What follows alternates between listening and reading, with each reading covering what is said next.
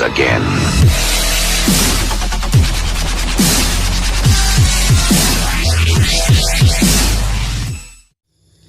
Bismillahirrahmanirrahim. Assalamualaikum warahmatullahi wabarakatuh. Alhamdulillahirabbil alamin. Wassalatu wassalamu ala asrafil anbiya'i wal mursalin wa ala alihi wa ashabihi rasulullahi ajmain. Perkenalkan, nama saya Adinda Mafauza, NIM 20140400027, kelas Tadris Matematika B20, UIN Iman Bonjol Padang. Baiklah, di video kali ini adalah yang mana untuk memenuhi tugas UTS mata kuliah Bahasa Arab Matematika dengan dosen pengampu Ustazah Meliza Budiarti MA. Di sini saya akan mempresentasikan suatu makra atau bacaan, yang mana makra atau bacaan tersebut merupakan materi yang telah pernah diberikan oleh Ustazah pada buku Bahasa Arab Matematika. Dan saya akan membahas materi yang keempat, yang mana judulnya adalah Tarbiyatu Ta'awun wa Tarabuti fi Ibadah. Artinya adalah pendidikan atau kerjasama dan saling interaksi dalam ibadah atau saling ketergantungan di dalam ibadah. Baiklah, di dalam bacaan ini terdapat dua paragraf. Kita akan membahas satu persatu dari paragraf tersebut dan mencoba untuk menerjemahkannya. Baiklah, saya akan mempresentasikan pada paragraf-paragraf di berikut ini. Berikut adalah slide dari presentasi saya. Selamat menyaksikan. Baiklah, sebagaimana yang telah saya bilang sebelumnya, kita akan membahas satu makro atau bacaan, yang mana judulnya adalah Tarbiyatu Ta'awun wa Tarabuti fi Ibadah. Kita juga telah mengetahui artinya, yaitu pendidikan kerjasama dan saling interaksi dalam ibadah atau saling ketergantungan dalam ibadah. Kita mulai dulu dari paragraf yang pertama, kita artikan lalu lanjut dengan paragraf yang kedua. Inal ibadati syar'iyyata tuhaqqiqu bainal afradil ummati islamiyati ta'aruf. Di sini tindakan ibadah dicapai antara umat Islamiyati dengan cara berkenalan. Ta'aruf itu artinya berkenalan. Wa tarabuta wa ta'awun. Tarabuta ikatan atau saling adanya ikatan. Ta'awun kerjasama. Dan selanjutnya yaitu wa yusabbitu hazihi ruhal islamiyata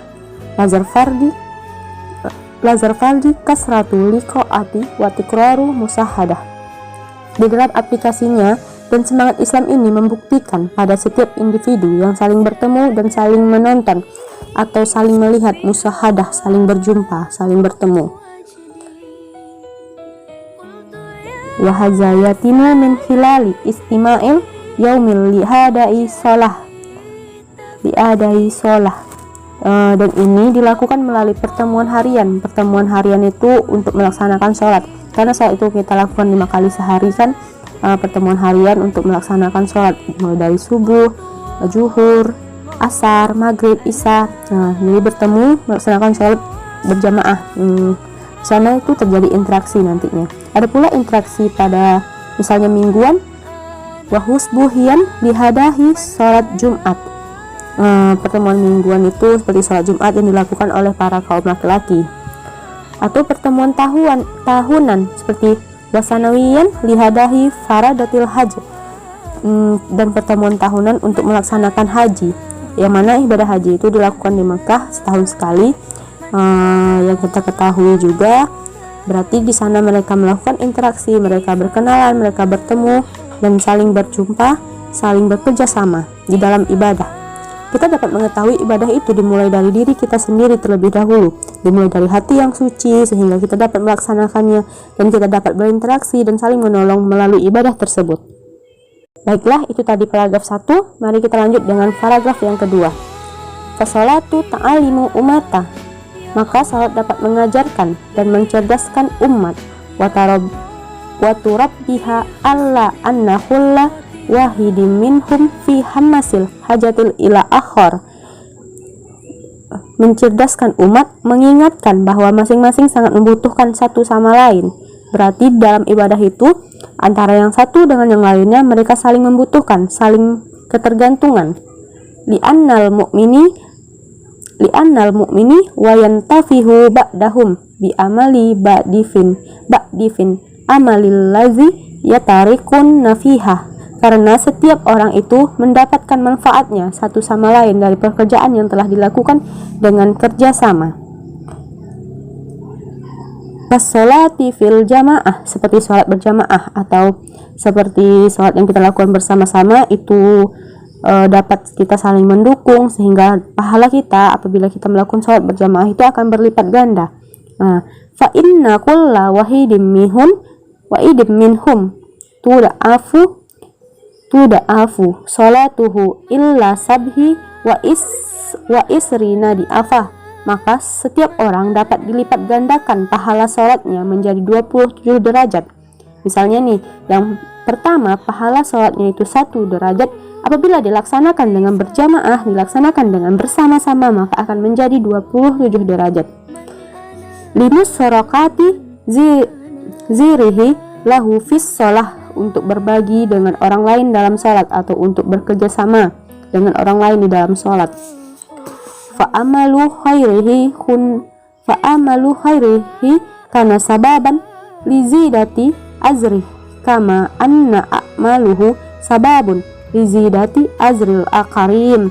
Pekerjaan dilakukan orang lain adalah alasan bertambahnya pahala. Pekerjaan misalnya nih, orang mengerjakan sholat sunnah, terus orang yang melihatnya misalnya di masjid seseorang melaksanakan sholat sunnah dan orang yang melihatnya juga ikut melaksanakan sholat sunnah, jadi dengan itu dapat juga membuat pahala kita bertambah. Dan begitupun pekerjaan yang dilakukan sebagai alasan bertambahnya pahala orang lain. Dan misalnya nih, kita melaksanakan sholat berjamaah, terus sebelum sholat berjamaah ada sholat sunnahnya, begitu kan, berarti kita dapat memancing seseorang untuk melaksanakannya juga, berarti kita dapat melakukan pancingan kepada seseorang dalam ibadah tersebut. Selanjutnya, balokadakillah, bahkan telah dikatakan, balokadakillah inna sholat, bahkan telah dikatakan bahwa sholat yuda'afu sawabuha bihandadil musalin, bahwa sholat dapat menggandakan pahala apabila dilakukan dengan jamaah. Dan telah dikatakan juga sholat itu dapat membuat kita mendapatkan pahala yang berlipat ganda apabila dilakukan sesuai dengan jumlah yang ikut sholat tersebut atau dilakukan dengan cara bersama-sama ataupun berjamaah.